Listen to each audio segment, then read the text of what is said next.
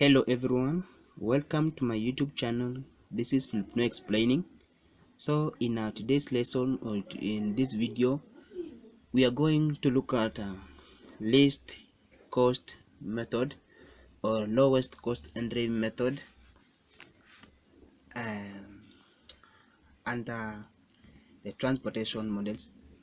So lowest or the least cost method is just one of the methods of finding an initial feasible solutions. Remember, we have other methods like the northwest corner rule, Vogel's approximation method. For northwest corner rule, I have already uploaded a video on that. So in this video, I'm going to look at least cost entry method. And as I have said earlier, that this is just one of the methods of finding an initial feasible solution. For example, you can be given a table like this, and then you are asked to obtain the basic feasible solution using the least cost method. A table like this.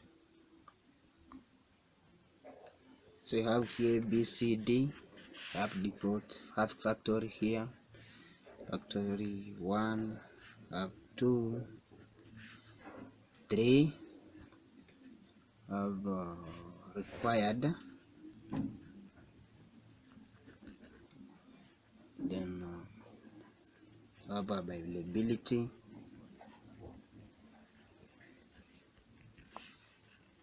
have 400, have 200, have 400, have 250 here, 250, have 420, 80.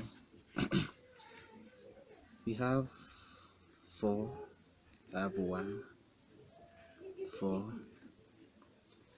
7, have 8, have 6, we have 9, we have 3, have 3, have 2, we have 9, we have 5. So a table like that, then you are asked to find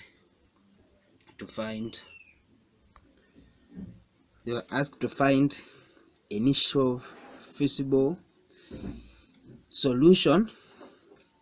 So here is 400 plus 200 plus 800, 400 plus 200, sorry, 400 plus 200 plus 400 is 1000, 250 plus 250 is 500 plus 420 is 920 plus 80 is 1000. So it's balanced, as we can see, 1000.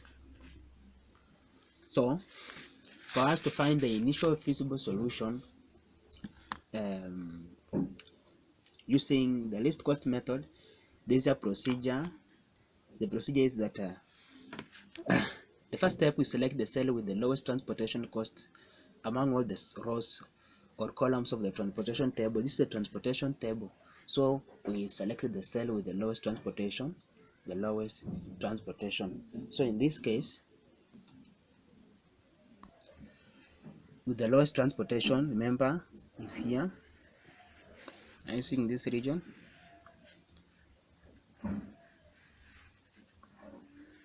So it's 1 here is the cell with the lowest transportation.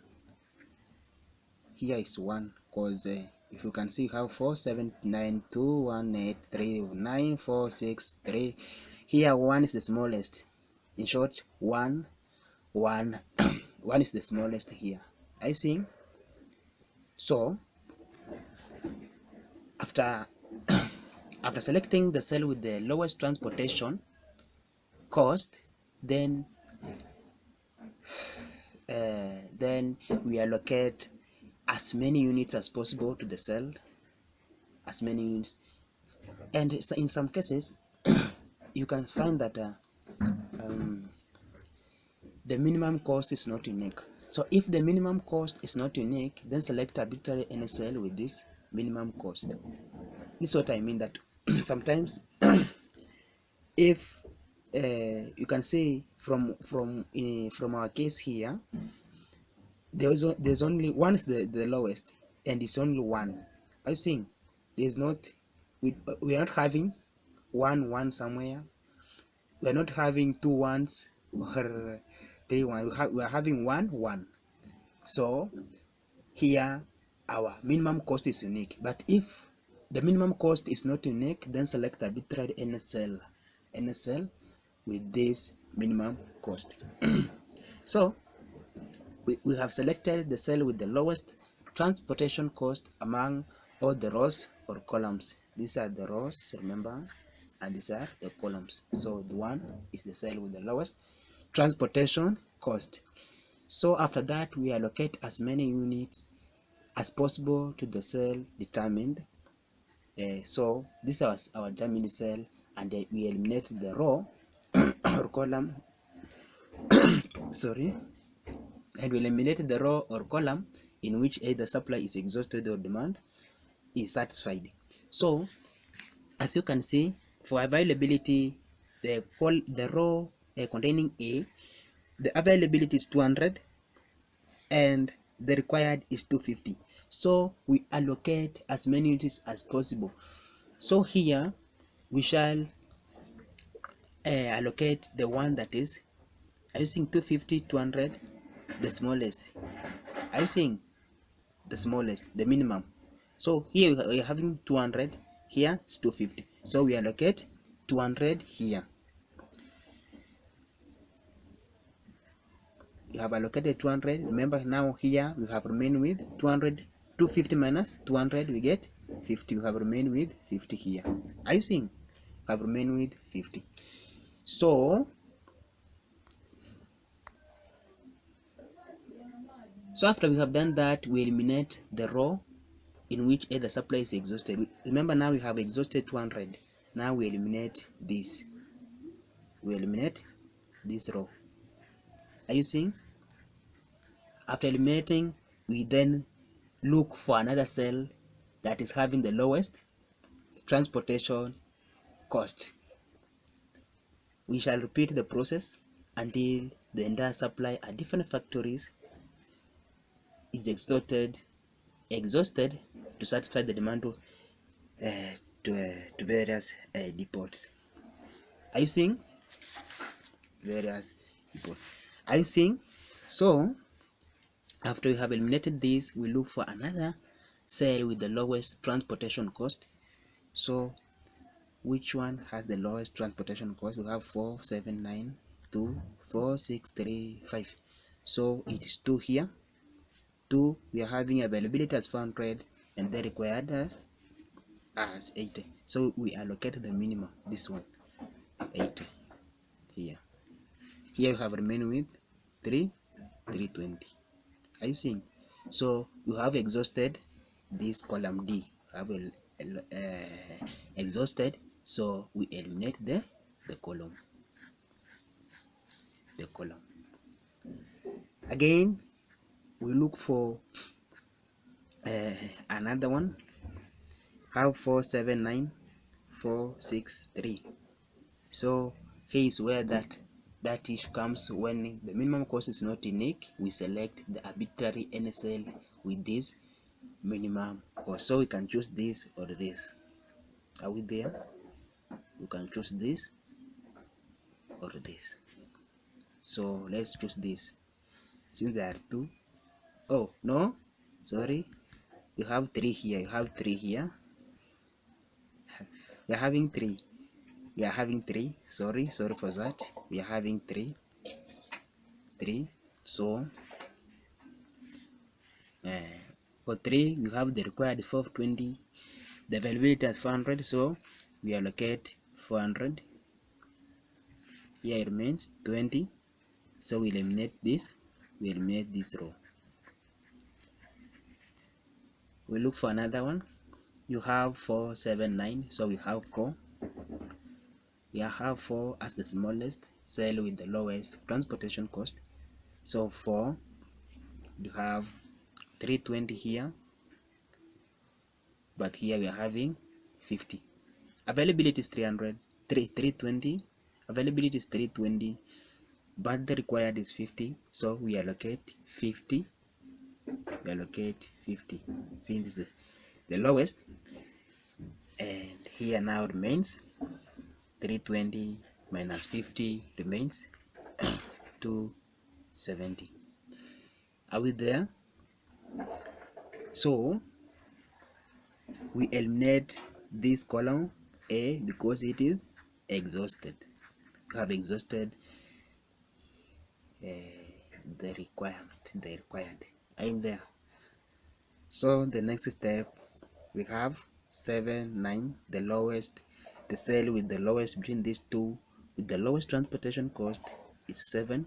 So for 7 we have the availability as 270 and the required as 250, so we allocate the minimum, which is 250.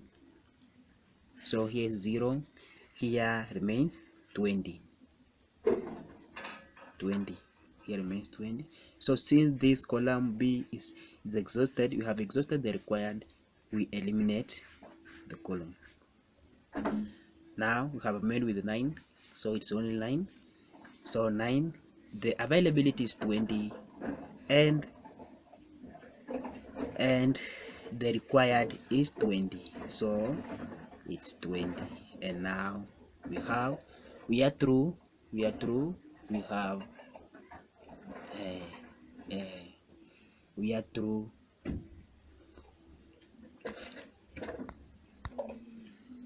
Since the entire supply in a reduced table is exhausted. So to find the total cost,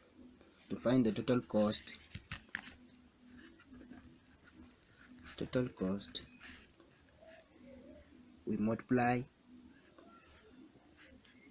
4 times 50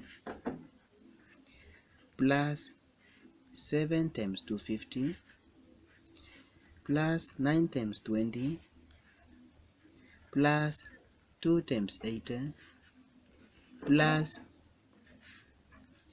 1 times 200 plus 3 times 400, and we get the answer.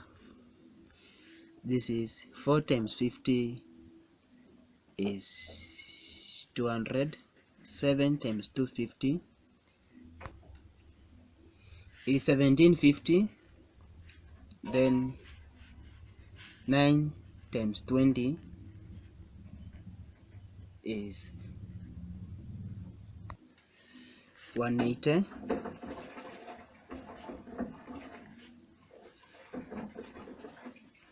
plus 160 plus 200